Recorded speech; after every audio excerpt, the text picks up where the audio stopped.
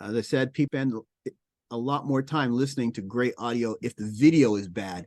But if the video is good and the audio is bad, then you won't have people sticking around very, very long.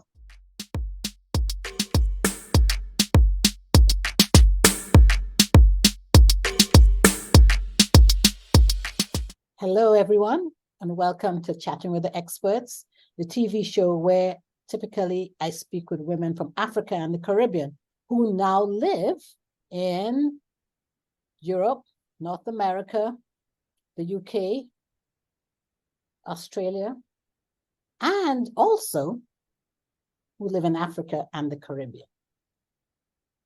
I love to explore the professional journeys of these women. And not just these women, but I also speak to their offspring, like their daughters and their granddaughters. But today, the show is a bit different.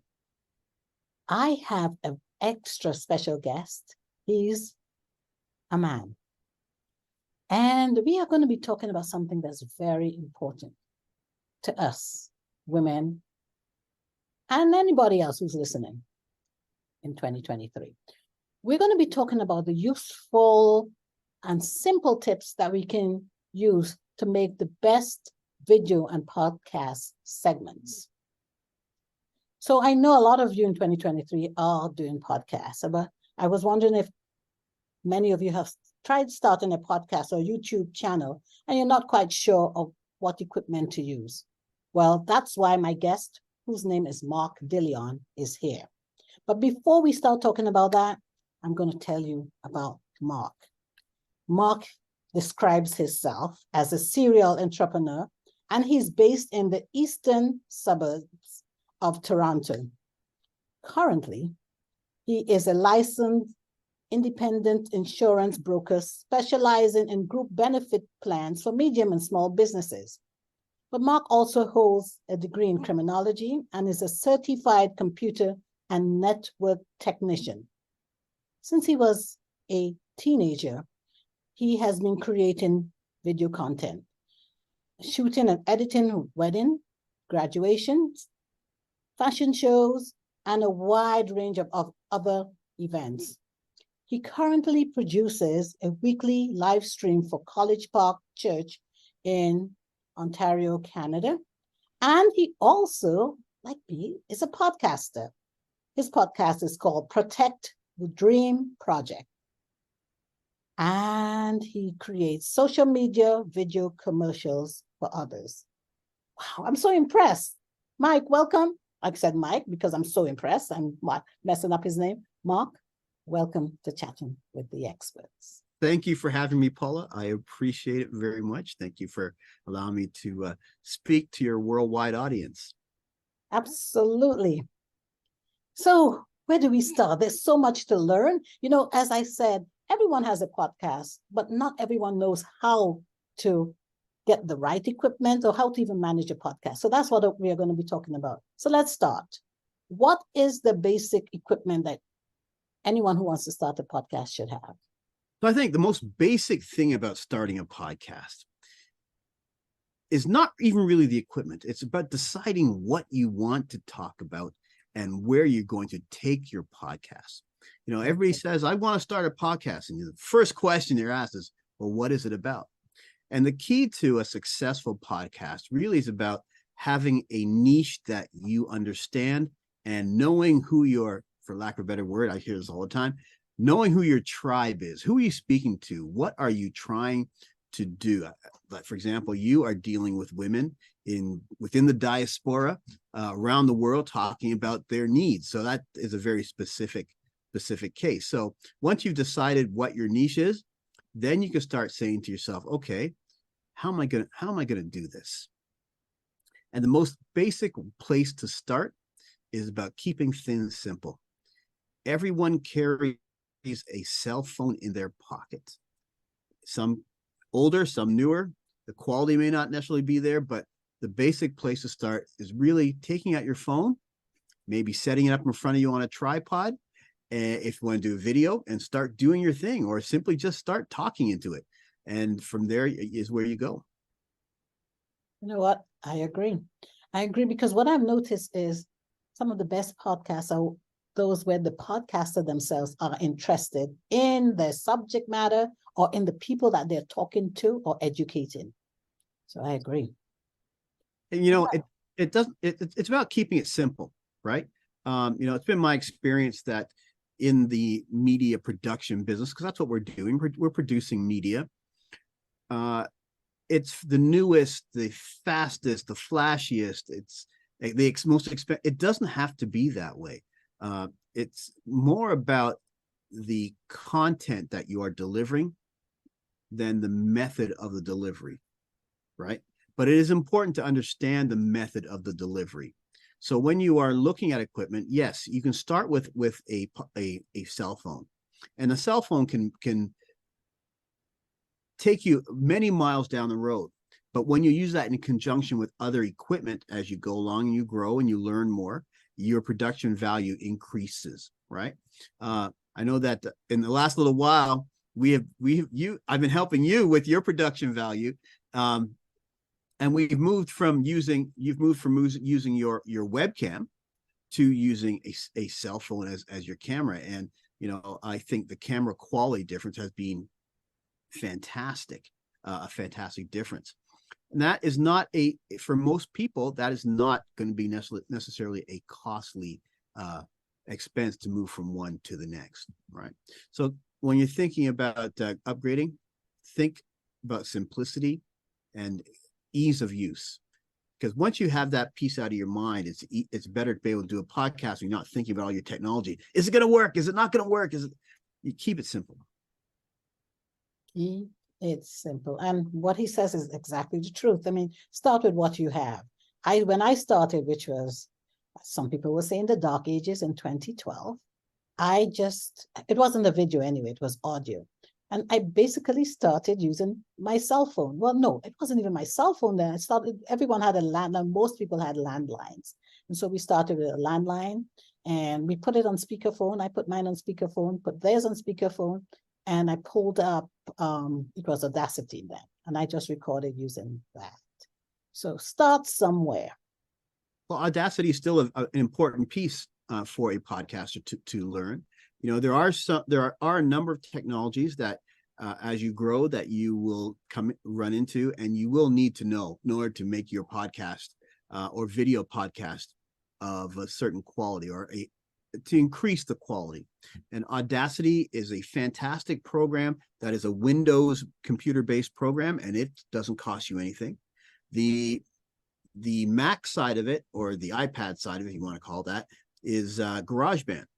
So if you want to start a podcast, using GarageBand is a fantastic way to do it as well, too.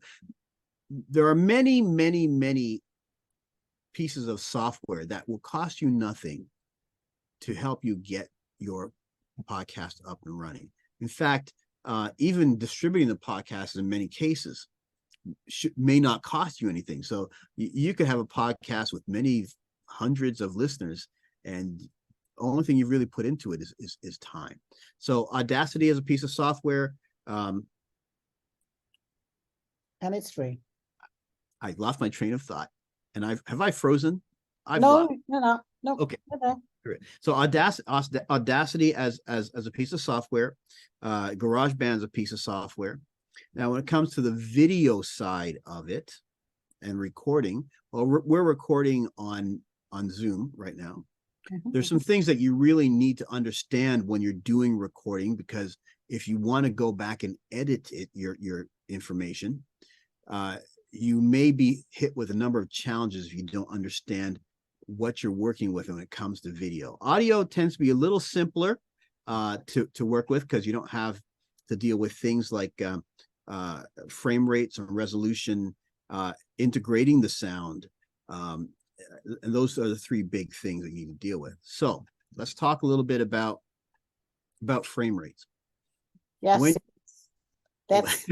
yes, please. And for those of you probably heard me say that I started out as audio. I started out as an audio podcaster. So I'm relatively new to this video podcasting. I'm beginning to enjoy it, but I'm still learning. So yes, Mark, over to you. So when you're thinking about video, you need to ask yourself a couple of questions. Where am I placing my video when it's finished? Okay. What quality video do I want to put out? And when I'm and how do I plan to record it? So let's take this environment that we're currently in. This is a Zoom environment. And yes. This is really good. This is a really good example of what I'm talking about. So when you're finished with our interview here, and you look at your Zoom footage, your Zoom footage will likely be 720p at 25 frames per second. Okay. And the file size, depending on how long we speak here, is going to be maybe about 1 gigabyte in size, maybe 1.5 gigabytes in size for maybe a half an hour to an hour type interview. So here are the issues you're going to face when it comes to editing. One, because it's 720p, you may not necessarily have the ending quality that you see during the live interview that we are doing. Okay. Because it's 25 frames per second, you may have issues with the editing because North American standards for frames per second or frame rate is either 24, 29.97, 30, or 60. The standard that we use here in North America for television is called NTSC. The standard that is used in Europe and Africa is called PAL. It's a slightly different format, and it uses a slightly different frame rate.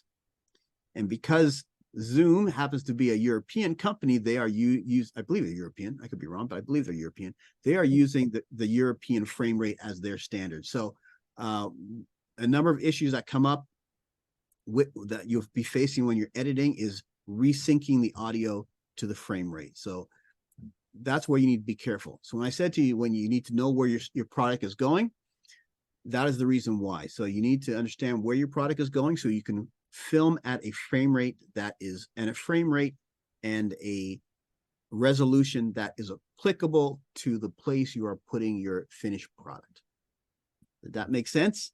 Yes, but okay, quick question. So now that we're post-COVID and so many people all over the world are so comfortable with Zoom, thinking about, where is your video going to be watched?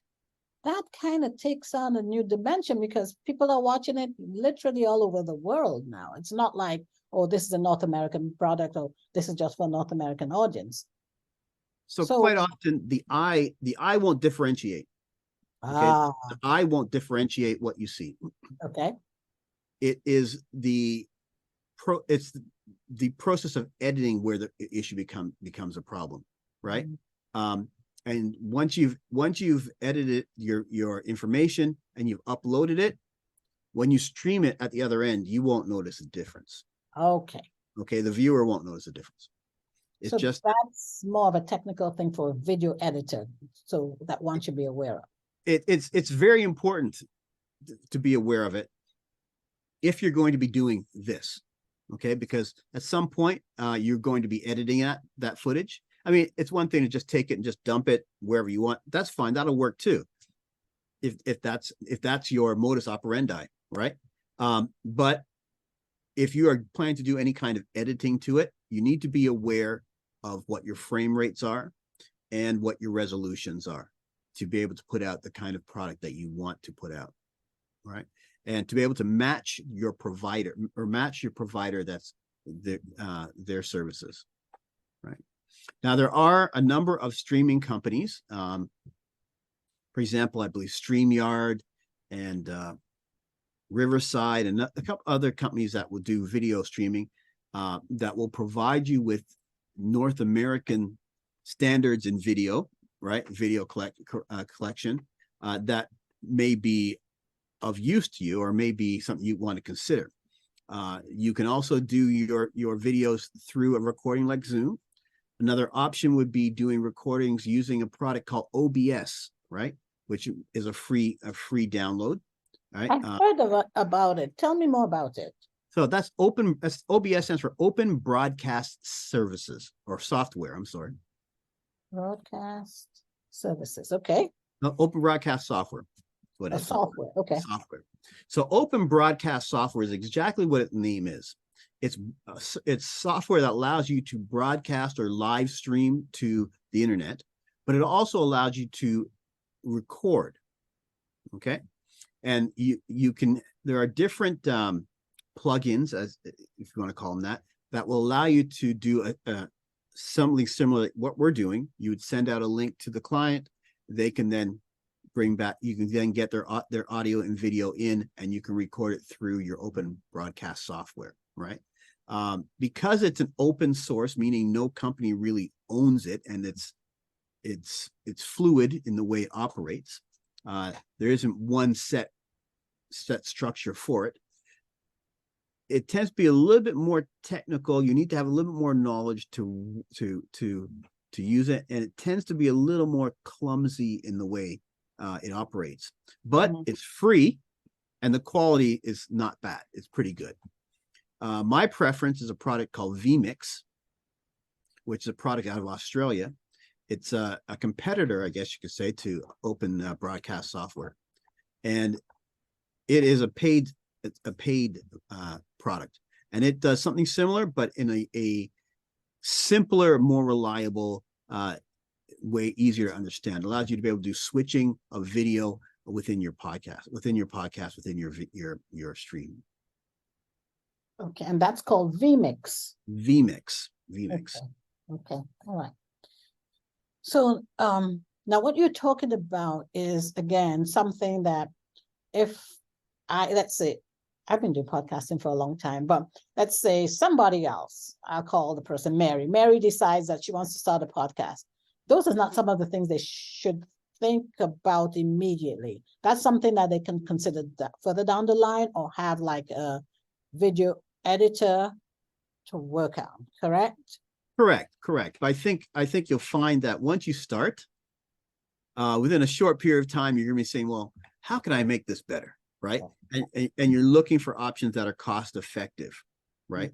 I don't think it would be long from the point of going from that initial first day with that cell phone doing something simple to where you want to get a little bit more sophisticated in what you're doing, high quality in what you're doing. I think a lot of people are looking for, or feel that they need to put out more of a TV quality type of broadcast, and they're looking for simple ways to do that.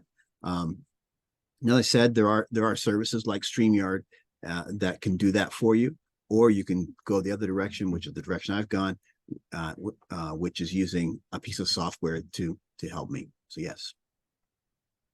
All right. So that's, we're talking about video. What other technology or some other equipment would you advise them to these days? Like, I know, of course, I'm dating myself by saying I started out with a plug-in microphone. It was a condenser microphone called Blue Yeti. Yep. Now, so go I'm ahead. going to tell you, I still use a Blue Yeti. Okay. Blue Yeti is a relatively inexpensive product, and the quality of Blue Yeti is excellent. You have a number of choices when it comes to microphones. Again, depending on where you are doing your recording, would really determine the kind of microphone that you want to use. I have this microphone here. I don't know if you see this. See that? This is a boom. Let me take this off. This is a boom mic. Okay. That's good. As opposed to my blue, where is it? My Blue Yeti mic, and it's actually blue. So, I also carry what are called lavalier mics, and I also have little condenser mics. So, depending on what you're doing, there is a microphone that is best suited to your location.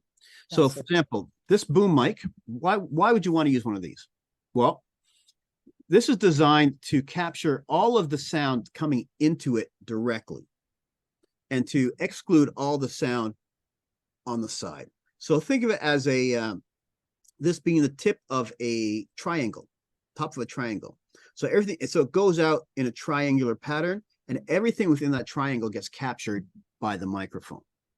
The beauty of having a mic like this is that if you're outdoors, you can reduce the amount of noise coming from around it, right? And be much clearer in your production, because good audio makes a huge difference. People will stick around and listen to audio longer than watching bad videos. So, right? Huge difference. And so so the boom mic is a directional or a dynamic mic where it's, you know, Exactly. it kind of excludes the external noise and focuses just on the voice, the audio coming directly to it. Correct. Correct. And your other choices would be like one of the great things about the Blue Yeti is that it gives you the ability to have what's called a cardioid mic or a condenser mic all in one. So it really gives you the option. So this is actually called a hypercardioid. So it has a more narrow focus than your traditional cardioid mic, right? Whereas condenser mic takes in sound from all over. So you'd see that more with singers, or with bands. And that's not necessarily what you want with a podcast, right? You want something that's a little more focused, so the person's voice is what you're focusing on, right? Particularly in the environment you're at. Like for me, here in my studio, I've got some machines running in the back. I got some people walking above my head. And if you don't have the right mic, you're going to hear all that. Yes, that's so true. But, again, referring to COVID and saying now post-COVID, I find listeners and viewers are a lot more tolerant to real life scenarios than they were prior to it. You hear a dog barking, a child crying, noises upstairs. People are like, yeah, that's life. And I think that's a plus, in my opinion, than a minus, because you know what? We are human beings and life does happen. That's true. And you always got to be prepared for that, because you never know what the situation is going to be and where you'll find yourself, right? But the goal should always, though, be great audio before great video. Right. As I said, people will spend a lot more time listening to great audio if the video is bad. But if the video is good and the audio is bad, then you won't have people sticking around very, very long, right? That's a very valid point, yes, about the audio. And a lot of people sometimes have a video playing, but they're listening, they're not looking at it, they're listening to it. And it's got to be good, because if it's too loud or it's too soft, then move on to the next one. Our attention spans have changed, oh boy, so much. Yep. Mine's very short. I have to admit that. All right. Sorry, I interrupted you. You're saying another point. The next thing you need to be aware of is your lighting that you're using. The simplest thing to do is to do your videos by a window, not with the window behind you, but facing the window. And the best time of day to do it is generally in the morning at sunrise or in the evening. We call that golden hour, right? That's where you get that golden glow, if that's what you are looking for, right? But if that's not a possibility and you need to do it in a studio or in a room, then you need to have decent lighting. Now, it's important to understand the color of lighting, because now we're into LED light bulbs. So it's almost like you need a medical degree to buy a light bulb at the Home Depot or at the local hardware store. Because people will say, okay, well, you know what? I'll go out and buy the cheapest light bulb possible. Well, sure, you could do that, but you're not going to necessarily get the light bulb at the right color that you want. So it's important to understand the scales of Kelvin with your light. So I've got I'm going to put this up here. Hang on, let me just grab it. Where is it here? Can you see that? Oh, yes. Okay, so right. So let me put myself down in here. Bear with me 1 minute. Whoops. I lost it. Let me bring that back up again. So this is important to know. Scales of Kelvin. Let me take myself out of the picture. Right. this kind of gives you an idea of what the color of a bulb will be based on the Kelvin rating or the warmth of that bulb. Okay, so most people will have a 2000 Kelvin or 1500 Kelvin light bulb in their house. That gives you that nice yellow. You know, when you buy the old 60-watt light bulbs, that nice yellowy golden glow. Mhm. That's the rating you're looking at the lower end. And as you go up to the upper end, 7000 Kelvins, you're looking more towards daylight or more to a harder, colder, bluer color. So when you see the difference between warm and blue light, that is, or warm and blue light bulbs, that is what you're looking at in terms of scale. Okay, so incandescent bulbs are 2700 Kelvin roughly, and your old CFL, we don't use, a lot of people don't use CFLs anymore, but you'll see LED light bulbs upwards to 6500, 7000 in terms of the Kelvin rating. So when you are doing video, if you want to have a warmer tone, you go towards the lower numbers, or a colder tone, you go towards the higher numbers with your bulbs. Wow. As I said, I'm so new to video, or relatively new, not so. That's something I need to pay attention to, because I tend to just be focused more on let there, this is about to sound very Christian-like, I was going to say, let there be light. So I tend to focus on how good is the lighting, but not putting that into consideration, whether it's warmer or a bit colder. I don't. I just like, let's just have enough light. Because like the ring lights, what are they? Are they more? So ring lights tend to be more towards the cold side, right? They're more towards the 5,000, 6,000, 7,000 side. I personally, if my lights here, I've got two softbox lights, and I use 5,000 Kelvin lights, which tend to be more towards the cold side for mostly what I do, right? So ring lights, you can get them as variable colors, right? That you can adjust the Kelvin, the temperature of the light.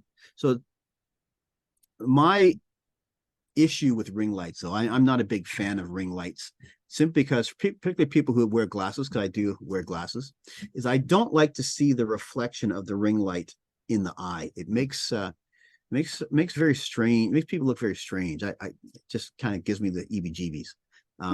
That's just a personal foible of mine.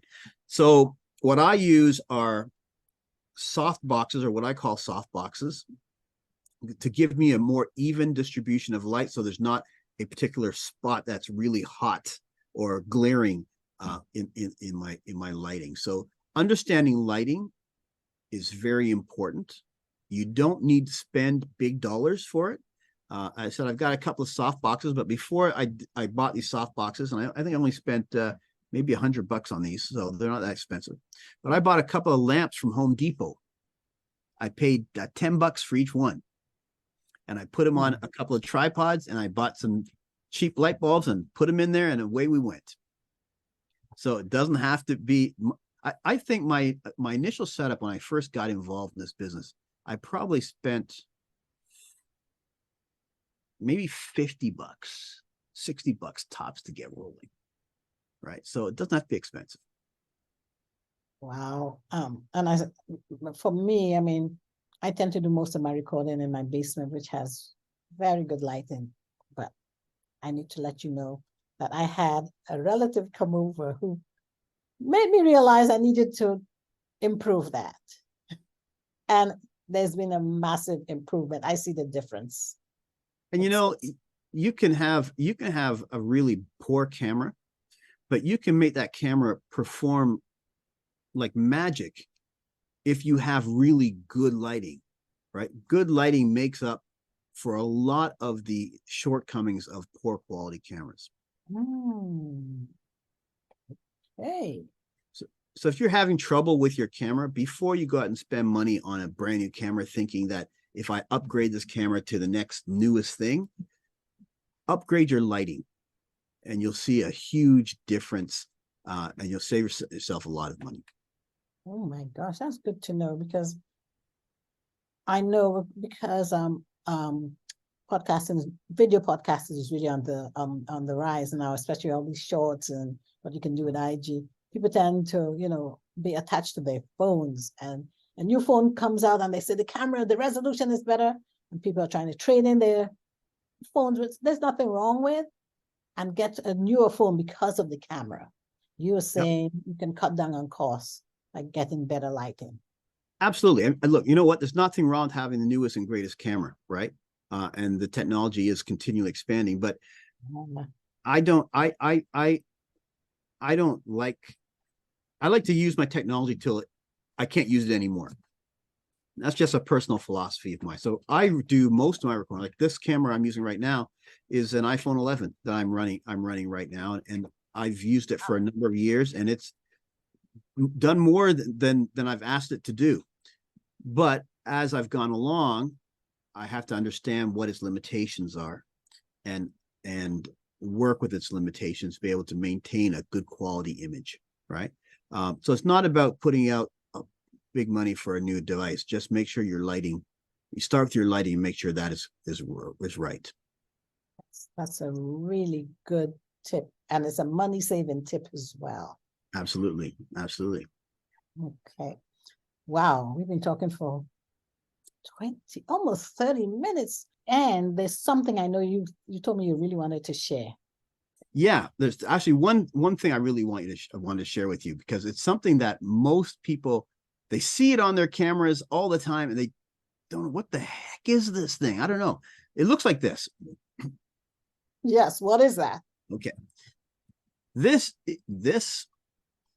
is the symbol for what's called white balance on your camera. What is white balance? White balance is a way to tell the camera exactly what colors to use to make sure that your camera provides the best picture possible from a color point of view. When you use the white balance button, it allows you to tell the camera exactly what white is. So remember, we talked about the different color lights previously? Okay. So white under a 5,000 Kelvin bulb is going to be different than white under a 2300 Kelvin bulb. So you need to tell the camera what white looks like under the light that you are using. And that's what this button does. Okay. It looks different. It looks, it may appear differently in different places on your camera, and they may have slightly different versions of it. You may see something that says AWB, which is auto white balance on your camera, or you may see settings like this, right? So daylight, shade, all of these are white balance modes to make sure that the white that you are choosing, or the colors that you're choosing, match the light that you are working with. So get to know that function in your camera. It'll help you make a better quality image and better quality picture. Now, when you say camera, are you talking, would that even be applicable on our phone cameras? Yes. So in many cameras, your phones, you will see something similar to this, right? Some apps have it, some don't. Let's say, for example, there are a couple of new apps out, or a couple of really good video apps out for iPhone. I believe they translate into to Android as well.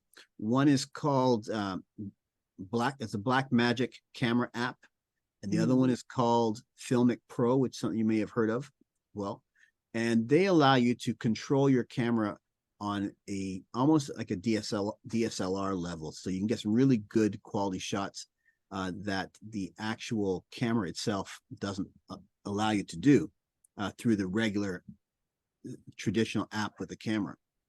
And you will see a lot of these settings in that app, or rather you will see this button in that app.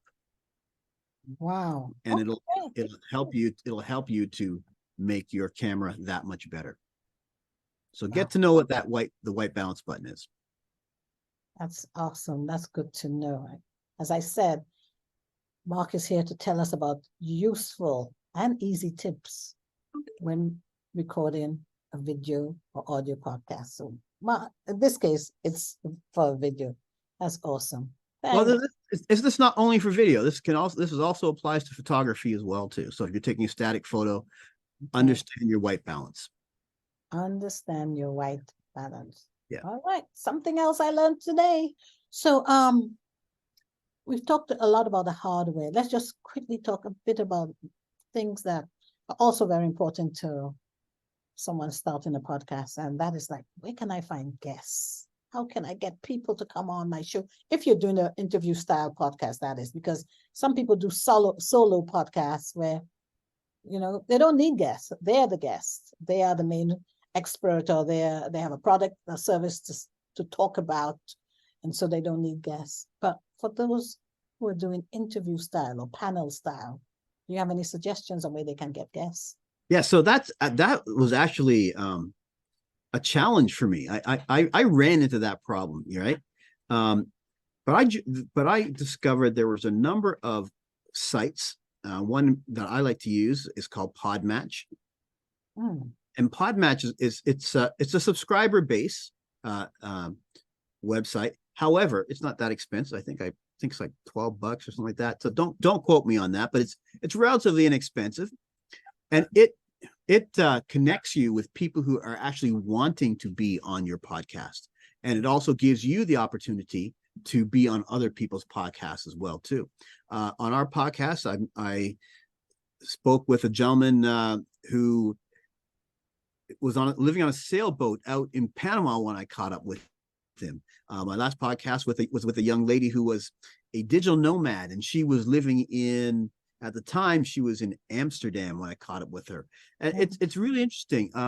There are a number of sites like that you can become a member of, that will connect you with other people who are wanting to be podcast guests. Yeah, and I can add to that one that I'm part of is called Podcast Collaborators. And it's want a guest, or do you want to be a guest? Exactly. People exchange, you can, because as a podcaster, you can go both ways. You can be the guest, or there's some people who just they don't want to be the guest. They want to be the person behind the microphone interviewing. So that's also another way. And then, there are lots of Facebook groups too that you can join, or even on LinkedIn. I think one of the ways I approach it as well is, I take time to listen to people's story, because people have some great stories. Everybody has a story, and sometimes you're amazed by the stories that they tell you. You're like, that really happened? Like, wow. So take some time and speak to your friends. Your friends have more going on than you actually think, right? I did back in 2019.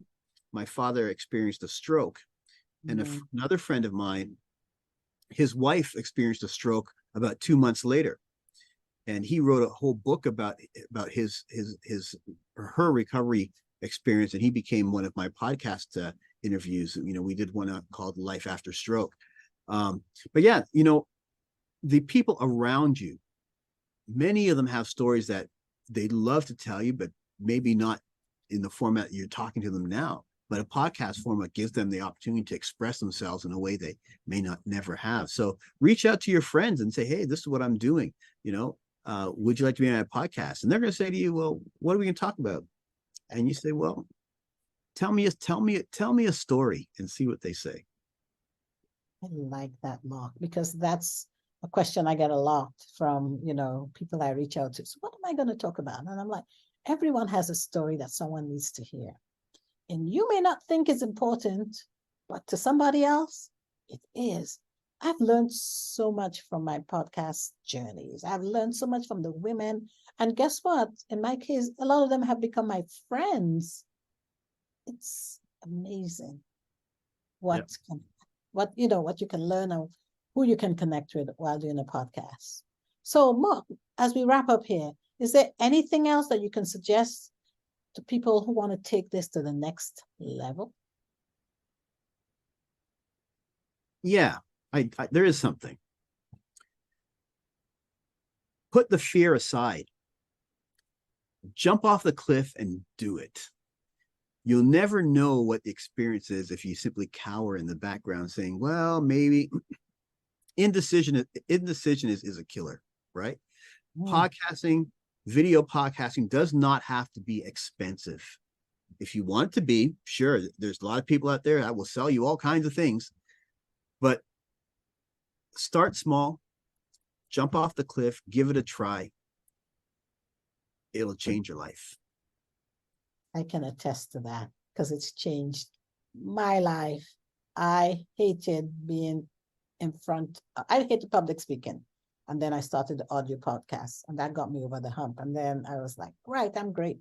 And then video podcasting became the thing. And I don't know if I want to do it, but now I'm beginning to enjoy it.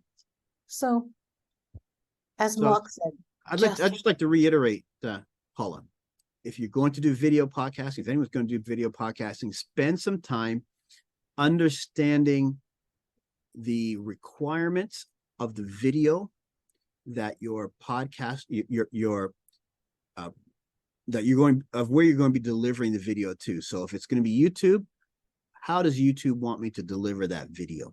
If it's going to be Facebook, how does Facebook want me to deliver that video? Because each one of them has their own specific requirements that you need to either edit to or record to. Okay. And once you've done that, you should be good to go. You should be golden. Thank you so much, Mark. And so to my viewers, I have to remember now it's viewers and listeners, not just listeners. Wasn't Mark DeLeon amazing? Mark, where can you be found if someone wants to get in touch with you? So you can reach me at pixzeleon.com at gmail.com. That's PIXZEALEON at gmail.com, pixzeleon.com. Or you can find me on, I'm on LinkedIn. I'm also on Facebook. If you look up PixZeleon, you'll find us there. Or you can look up the podcast at Protect the Dream Project. Protect the Dream Project is on all major platforms.